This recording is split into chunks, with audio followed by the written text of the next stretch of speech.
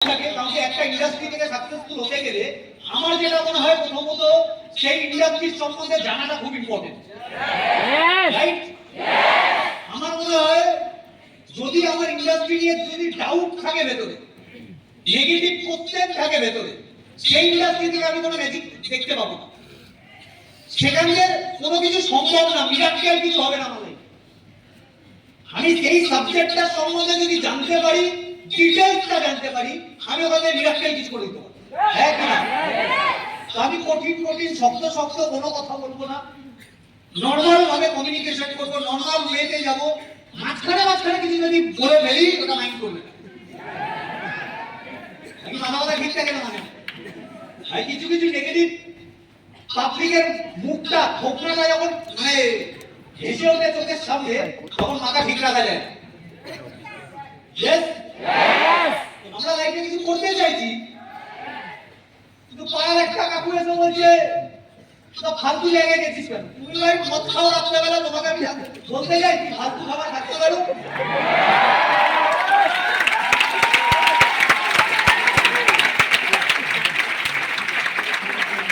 তোমার লাইফে আমি ইন্টারফেয়ার করছি না, তুমি আমার লাইফে ইন্টারফেয়ার করতে আসছো না। অধিকারটা কে দিয়েছি ভাই? কখনো দেখবে বড় একটা মুখ করে বলবে, পুলিশ সাথে মুখও বড়, ব্রেনটাই শুরু কম, সঙ্গে সঙ্গে বলবে আমি তোমার প্রত্যেকে বড় হই, আমি তোর ক্ষতি চাই না। তুমি ছোটবেলায় যখন তোমার পা ধরে নমস্কার করেছিলাম, আর সেদিনকে তুমি একটা অভিশাপ দিয়ে দিয়েছিলে, অভিশাপটার নাম কি? বড় হ, বড় হয়ে বড় চাকরি কর। ওটাই একটা অভিশাপ। তুমি ওখানেই খারাপ করে দিয়েছিলে আমার সাথে।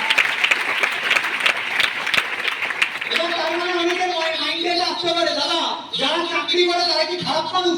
একদমই না। চাকরির সেক্টর গুলো না থাকলে আমরা এত শান্তিতে এখানে বসে থাকতে পারতাম না। পৃথিবীতে সব কিছু দরকার, সব প্রফেশন দরকার।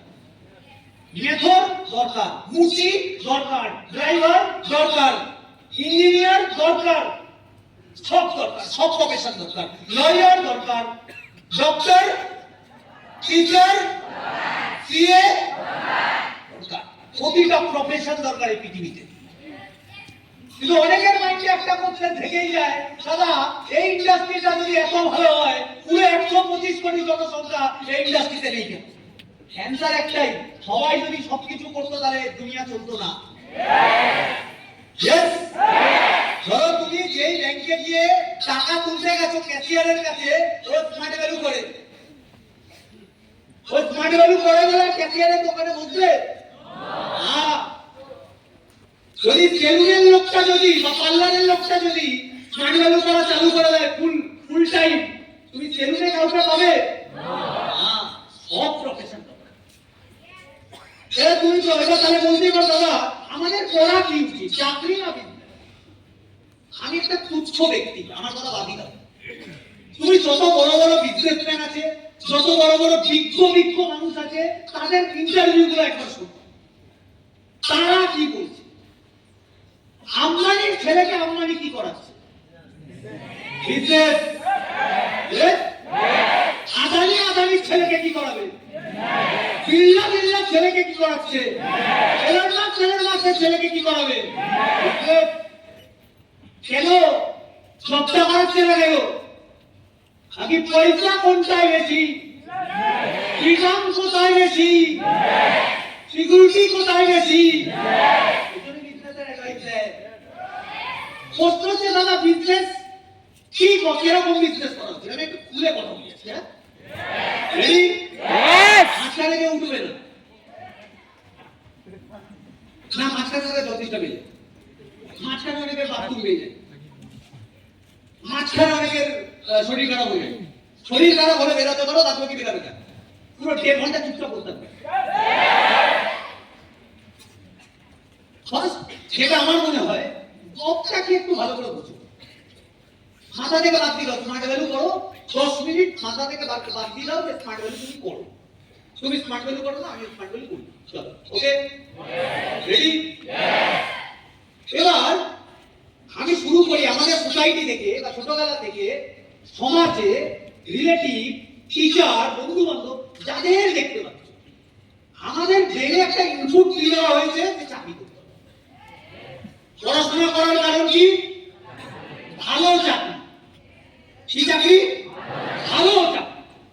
ভালো চাকরির ডেফিনেশন, ভালো চাকরির ডেফিনেশন, ভালো চাকরির ডেফিনেশন এটাই, ভালো স্যালারি। লোকে চাকরি কেন করতে যায়? মানুষের মধ্যে একটা কয়েকটা রং কনসেপ্ট আছে, এই কনসেপ্ট গুলো নিয়ে আজকে কথা বলছি। এমন চাকরি, চাকরি মানে কি? Fixed income. চাকরি মানে কি? Income, fixed income. চাকরি মানে আর একটা প্রথা চলে, প্রথা, যে আমার চাকরি যাবে না, আমি পার্মানেন্ট। এটা ঠিক না ভুল? ঠিক না ভুল? পড়ে আসছে চাকরিতে না কোনো হেডেক নেই। ঠিক না ভুল? পড়ে আসছে। এবার পয়েন্ট টু পয়েন্ট আছে। প্রথম কি বক্তব্য থাকে দেখেন, ফিক্সড স্যালারি। তুমি একটা কোম্পানিতে 3টে মাস যাবে না, আমি দেখবো তোমার স্যালারি দেখ। কোম্পানি তোমাকে এমনি রাখছে না বস, কোম্পানি তোমাকে তোমার থেকে প্রফিট তুলবে, সেই প্রফিটের থেকে কিছু অংশ তোমাকে দেবে। 3টে মাস তোমাকে যে মুখ দেখে স্যালারি দেবে ভাবছো, তোমার থেকে কোনো প্রফিট পাইনি, তোমাকে দেবে কেন? আর যদি দিচ্ছে, ওই কোম্পানির লাখে উঠতে বেশি দিন লাগবে। বুঝতে পারছি কথা নেই? তাহলে ঠিক স্যালারি হয়, পুরো মিথ্যে কথা। নেক্সট কি বললাম? পার্মানেন্ট। টিসিএস এর মতো ইন্ডাস্ট্রিতে 12,000 কর্মী ছাঁটাই। মাইক্রোসফটে কিছুদিন আগে 6,000 ছাঁটাই হয়েছে, আবার 9,000 ছাঁটাই হবে। কারা ছাঁটাই হচ্ছে? প্রশ্ন, কারা ছাঁটাই হচ্ছে? আমি তোমাকে এখানে লিখে দিতে পারি, টিসিএস এ যারা চাকরি পায়, তোমার আর আমার থেকে 1000 গুণ বেশি কোয়ালিটি, 1000 গুণ বেশি ট্যালেন্ট দিল, ট্যালেন্ট আছে। হ্যাঁ, এটা গ্যারান্টি লিখে দিতে পারি। তাদের ইংলিশের কমিউনিকেশন শুনলে তুমি পাগলায় ভয়ে দাঁড়িয়ে থাকে। তারা ইংলিশ মিডিয়াম দিয়ে পাস আউট হয়। তারা কিন্তু ড্রেস কোড কিভাবে করতে জানে, ওরা লোকের সাথে কিভাবে বিহেভিয়ার করতে হয় জানে। তারা ডিসিপ্লিন ভরে ভরে আছে তাদের ভিতরে। ছাঁটাই করা হয়েছে মিডল এজ, যাদের 40-45 বছর এজ। তুমি একবার ভেবে দেখো, স্যালারি, এবার প্রশ্ন হচ্ছে স্যালারি কত ছিল যাদের ছাঁটাই হয়েছে? 1 থেকে 1.5 লাখ। তোমার কি মনে হয় টিসিএস ইন্ডাস্ট্রির ম্যানেজমেন্ট কি পাগল? যাদেরকে দিচ্ছে তাদেরকে বুঝে নিয়েছিল না না বুঝে নিয়েছিল? একটা কোম্পানি 1.5 লাখ 1 লাখ টাকা স্যালারি দিচ্ছে, বুঝে না না বুঝে? 100% বুঝে। ইয়ার্কি না? 1.5 লাখ টাকা স্যালারি মানে, 1.5 লাখ টাকা স্যালারি মানে ইয়ার্কি না। ও তার মানে কয়েকশো কোটি টাকা ব্যবসা দেয় বলে ওটা দিচ্ছে টাকাটা মাস গেলে। তার জন্য ছাঁটাই হলো, টেকনোলজির জন্য ছাঁটাই হয়ে গেল। 40-45 বছরে গিয়ে একটা কোম্পানি ছেড়ে দিয়ে আর একটা কোম্পানি ধরাটা মারাত্মক চাপের ব্যাপার, হ্যাঁ কি না? ইএমআই আছে, ভ্যাটের গাড়ির ইএমআই থাকে, বউ আছে, বাচ্চা কাচ্চা থাকে, তো সুগার থাকে বডিতে, বাবা মা আছে, বাবা মারা লোক আছে, হেলথ ইন্স্যুরেন্স আছে, এলআইসি আছে। Yes or no? ছাঁটাই কি করবে এখন? নেক্সট কোশ্চেনের অ্যানসার দিলাম, কোনো পার্মানেন্ট হয় না। থার্ড কোশ্চেনের অ্যানসার দিচ্ছি, হেডেক। তুমি হেডেক ছাড়া 1.5 লাখ পাবে? হতে পারে এটা? তোমাকে মাস গেলে যে 5 কোটি 10 কোটি 20 কোটি টার্গেট দিচ্ছে, ওরে হেডেক ছাড়া হতে পারে? হতেই পারে না, হতে পারে না। হেডেক ছাড়া তুমি লাইফে কিছু করতে পারবে না। শাহরুখ খান নিজে ইন্টারভিউতে বলছে, টেনশন নাও, যারা টেনশন নেয় তারাই লাইফে এগায়। কে বলছে?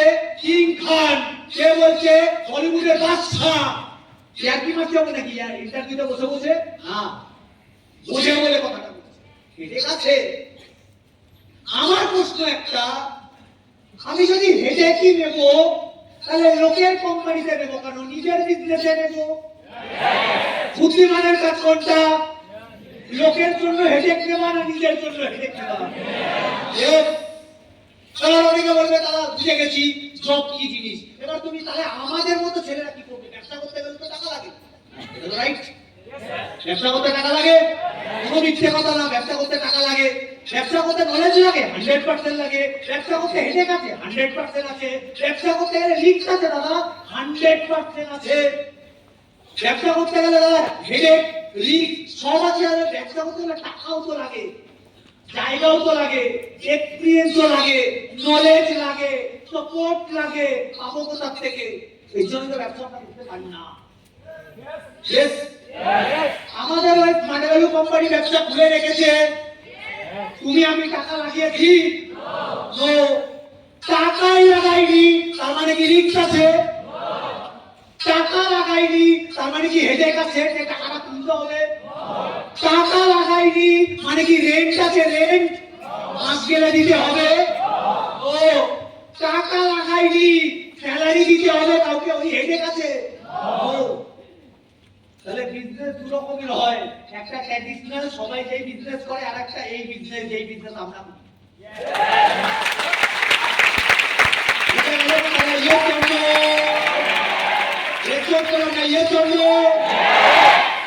আমাকে বুঝে বুঝে বুঝে লাইফে চলতে হবে। পড়াশোনাটা করেছি, ঠিকই করেছি। কেন বললাম?